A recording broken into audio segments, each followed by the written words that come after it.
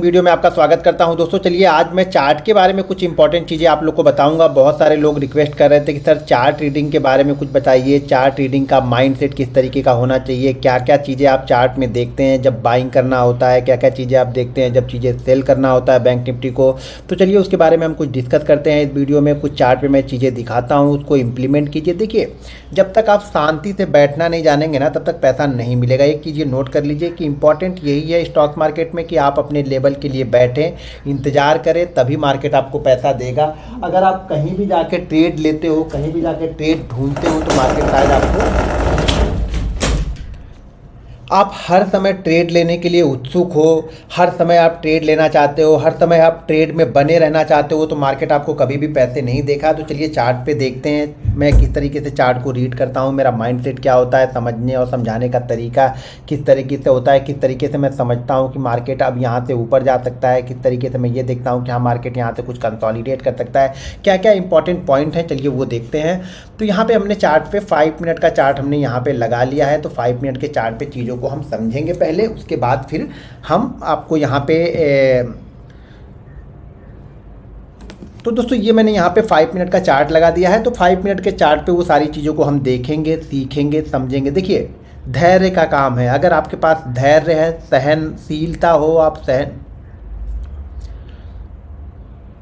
तो दोस्तों ये मैंने 5 मिनट का चार्ट लगा लिया है। 5 मिनट के चार्ट पे हम देखेंगे क्या क्या सिचुएशन चार्ट पे बन सकती है, कैसे कैसे चार्ट पे सिचुएशन बनी है, आगे क्या हो सकता है ये भी बताऊंगा, और पीछे की सारी चीज़ों को एनालिसिस करके भी आप लोग को बताऊंगा, जिससे आप लोग खुद चार्ट को देखो, समझो, फील करो चार्ट को। देखो जब तक आप चार्ट को फील नहीं करोगे पैसा यहाँ पे नहीं बनेगा। तो यहाँ पे देखिए पहले कुछ चीज़ें समझाता हूँ। कल ये जो अपना मुहूर्त ट्रेडिंग है वहाँ पे देखिए पहली कैंडल, जैसा कि मैंने कल ही बताया था, एनालिसिस करके बताया था कि सारा गेम ज़्यादातर पहले ही 5 मिनट के अंदर में ख़त्म हो जाता है। और इस दिन भी देखिए पहले ही 5 मिनट के अंदर में सारा गेम खत्म हुआ, ना हम 5 मिनट के ऊपर निकले ना 5 मिनट के नीचे निकले, सारा गेम 5 मिनट के अंदर में हो गया। बाकी सारा जो 1 घंटे सवा घंटे हमने ट्रेड किया, इसी रेंज के अंदर में हम ट्रेड करते रहे, और ट्रेड करने के बाद हमने इसी रेंज के अंदर में जाके हायर प्राइस के आसपास में हमने क्लोज कर दिया। अब यहाँ पे आज सुबह हम ओपन होते हैं, सुबह ओपन होते हैं, गैप अप ओपन होते हैं। बार बार बोलता हूँ अगर किसी के पास पोजीशन है, गैप अप ओपन होता है बड़ा, तो वहाँ पे मार्केट क्या होता है, कुछ प्रॉफिट बुकिंग आती है, और यहाँ पे देखिए प्रॉफिट बुकिंग आई।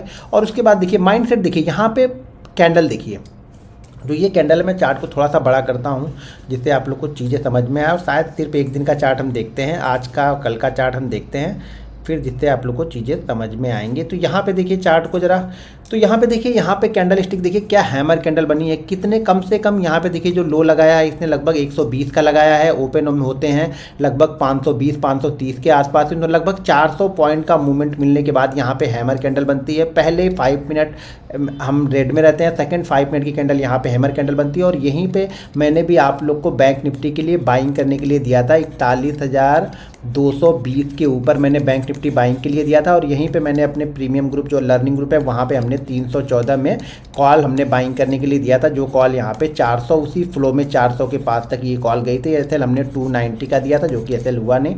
तो एसएल हमने यहाँ पे सिर्फ 24 पॉइंट का हमारा एसएल था। और यहाँ पे मूवमेंट देखिए ऑलरेडी हमें 86 पॉइंट की मूवमेंट यहाँ पे मिली। और बैंक निफ्टी 220 के बाद बैंक निफ्टी भी लगभग मेरे ख्याल से 410 के आसपास या 405 के आसपास तक बैंक निफ्टी गया था उसी फ्लो में।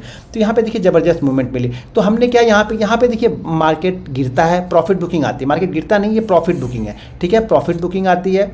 कल वाला जो लो था उस लो के नीचे हम आते हैं, और उसी लो के आसपास में यहाँ पे हम देखेंगे तो ये लो जो बना है ना, इसी लो के आसपास में हम यहाँ पे नीचे आने के बाद हैमर कैंडल बनाते हैं। देखिए अब 400 पॉइंट गिरने के बाद पहले 5 मिनट पे यहाँ पे मैं सेल करने तो जाऊँगा नहीं। तो यहाँ पे देखिए क्या हैमर कैंडल बनी, तो इसी हैमर पे हमने यहाँ पे बाइंग किया, और आप लोग को ग्रुप में भी अपडेट करके बताया था। यहाँ पे तो इसी हैमर के बाद देखिए क्या ज़बरदस्त मूवमेंट मिलती है। और यहाँ पे बैंक निफ्टी 365 के आसपास ये जाता है, 400 नहीं 360 365 के आसपास जाता है। और इसी फ्लो में धीरे धीरे करके निकल जाता है, और कॉल जो है वो 400 के आसपास जाती है। तो यहाँ पे हमारा माइंड सेट क्या होना चाहिए, देखिए जब 400 पॉइंट पहले ही कैंडल में यहाँ पे गिर चुकी है तो यहाँ पे हमें सेल करने की कोई जल्दी नहीं है, ये तो कंफर्म हो चुका है। अब यहाँ पे सेल करने के लिए कंडीशन क्या बनती कि मार्केट कंसोलिडेट करता, काफ़ी देर कंसोलिडेट करता, कम से कम यहाँ पे 2-3 कैंडलें बनती, कंसोलिडेशन की कैंडल बनती, और उसके बाद मार्केट गिरता तो मार्केट में एक फ्लो और मिलता जो कि 120 जो यहाँ पे लगा था, उसके बाद मार्केट शायद यहाँ पे 40,900 के आसपास में आता। लेकिन ये कब आता, जब मार्केट यहाँ पे रुकता, तभी नए सेलर आएंगे। इसी फ्लो में आप नए सेलर कहाँ से ढूंढोगे, जो सेलर ने सेल किया है उसको ऑलरेडी 400 पॉइंट मिल रहे हैं, तो वो तो प्रॉफिट बुकिंग करेगा। अब यहाँ पे नए सेलर की जरूरत पड़ेगी, नए सेलर तभी आएंगे जब यहाँ पे ये कंसोलिडेट करेगा, और ये सेलर भी तभी तक यहाँ पे बैठे रहेंगे जब ये कंसोलिडेट करेगा। अगर ये धीरे धीरे करके कुछ ऐसा प्राइस एक्शन, यहाँ पे देखिए कैंडल स्टिक बना, तो ये क्या होगा, जो इन्होंने सेल किया होगा वो भी अपनी पोजीशन को कवर करने लगेंगे। जब पोजीशन को कवर करने लगेंगे, हैमर बन गया, पोजीशन को कवर करने लगेंगे, और उसके बाद क्या होता है, हम लोग जो कैंडल स्टिक को फॉलो करते हैं वो यहाँ पे बैठे रहते हैं। कुछ ऐसी सिचुएशन बने इतने पॉइंट गिरने के बाद कि हम बाइंग करें, तो यहाँ पे मार्केट में देखेंगे तो मार्केट लगभग यहाँ से लगभग 150 से 170 पॉइंट की मूवमेंट ऊपर की साइड में यहाँ पे मिल जाती है। तो यहाँ पे माइंडसेट क्या था, हैमर कैंडल बनी, तो क्या हो गया, जिन लोगों ने यहाँ पे सेल किया हो गया, जिन्होंने कल परसों से बाइंग करके रखा होगा, वो भी प्रॉफिट बुकिंग यहाँ पे किए, और प्रॉफिट बुकिंग करके वो नीचे की तरफ लेके आए। हमारे जैसे लोग जो इंट्राडे के लिए वेट कर रहे थे, इंतजार कर रहे थे कि इस लो के आसपास ये किस तरह से मूवमेंट करता है, तो यहाँ पे हैमर कैंडल बनी, तो ये छोटा सा रिस्क हमारे लिए था, 70-80 पॉइंट का ये रिस्क था। उसके बाद हमें यहाँ पे लगभग 150 से 160 पॉइंट की मूवमेंट मिली, और मार्केट यहाँ पे हमने प्रॉफिट बुकिंग ऑलरेडी आप लोग को भी बता दिया था कि 360 355 ये हमारा जोन है, और 400 से लेकर के 525 ये जोन जो है वो ट्रैप जोन है। इस जोन के बीच में अगर मार्केट ट्रेड करेगा तो आप ट्रैप हो सकते हैं, अगर आप ऑप्शन बायर हैं तो मार्केट वहीं से नीचे की साइड में आता है, और मार्केट धीरे धीरे करके, अब देखिए मार्केट क्या करता है। सबसे पहली चीज तो मार्केट को देखिए, मार्केट इस लेवल यानी जो अब 41,000 वाला लेवल है, जो राउंड फिगर वाला लेवल है, उस लेवल को ये रिस्पेक्ट कर रहा है, इस लेवल के आसपास ये आ नहीं रहा, और मार्केट यहाँ पे क्या कर रहा है, कंसोलिडेट कर रहा है। ध्यान से देखिए कितने यहाँ पे हमने कब से कंसोलिडेट करना स्टार्ट किया, लगभग हम देखा जाए तो 10 बजे से हमने कंसोलिडेट किया, कब तक, लगभग यहाँ देखा जाए तो लगभग 1:30 बजे तक हमने ये कंसोलिडेट किया। छोटी सी रेंज हमने बनाई, इस रेंज के अंदर में हम यहाँ पे घूमते रहे, और जो हमारा हैमर कैंडल का लो है उसी लो के आसपास का हमने यहाँ पे लो लगाया। अब यहाँ पे देखिए जब ये इस तरह की कंसोलिडेशन होती है तो यहाँ पे दो चीज़ें हो सकती है, आपको दिमाग में दो चीज़ें रखनी है, ना तो आप पहले यहाँ पे बायर बन सकते हैं ना सेलर बन सकते हैं। यहाँ पे सिर्फ दिमाग में दो चीज़ें हमारे रहती है कि इस रेंज को जिस साइड में ब्रेक करेगा उस साइड में मार्केट एक अच्छी खासी मूवमेंट आपको यहाँ पे देगा। अगर इस रेंज को मार्केट ब्रेक करता है तो मार्केट का टारगेट यहाँ पे नीचे की साइड में ब्रेक करता है तो 40,900 के आसपास में था, और ऊपर की साइड में ब्रेक करता है तो जहाँ पे अभी ये ट्रेड कर रहा है 360 365 के आसपास ये टारगेट बनता है। ये टारगेट क्यों बनता है, क्योंकि यहाँ पे देखिए कल की ओपनिंग और कल की क्लोजिंग भी है, सॉरी कल की ओपनिंग भी यही है,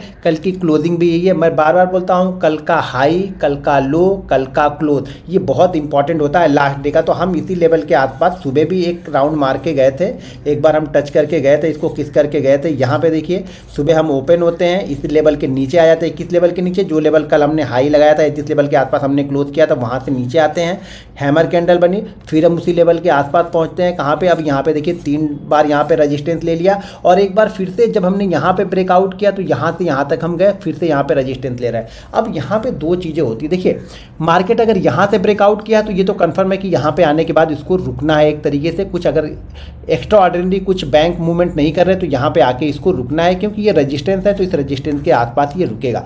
लेकिन अब इसको कैसे कंफर्म करना है, इसको कैसे कंफर्म करेंगे कि ये हमें यहाँ पे अब बाइंग करना है या नहीं करना है, इसकी दो सिचुएशन होती है। अब समझिए, सबसे पहली चीज़ तो रेंज बन गई थी, रेंज के अपर एंड के आसपास हम पहुँच के यहाँ पे ये कैंडल जो दिख रही है आपको ना, 2 ग्रीन कैंडल बनी, उसके बाद ये रेड कैंडल बनी, और इस रेड कैंडल ने देखिए यहाँ पे जब ब्रेकआउट जब होने का होता है ना तो मार्केट क्या करता है, अपना जो पिछला लो करता है ना उसको रिस्पेक्ट करने लगता है। ये ध्यान दीजिएगा, हर समय जब भी मार्केट ब्रेकआउट करने की तैयारी करेगा और अगर अपने पिछले लो को वो रिस्पेक्ट कर रहा है ना, तो ये समझिएगा कि अब मार्केट ब्रेकआउट करेगा, और ब्रेकआउट के बाद जो उसका पिछला हाई है उस हाई के आसपास ही जाने की तैयारी यहाँ पे करेगा।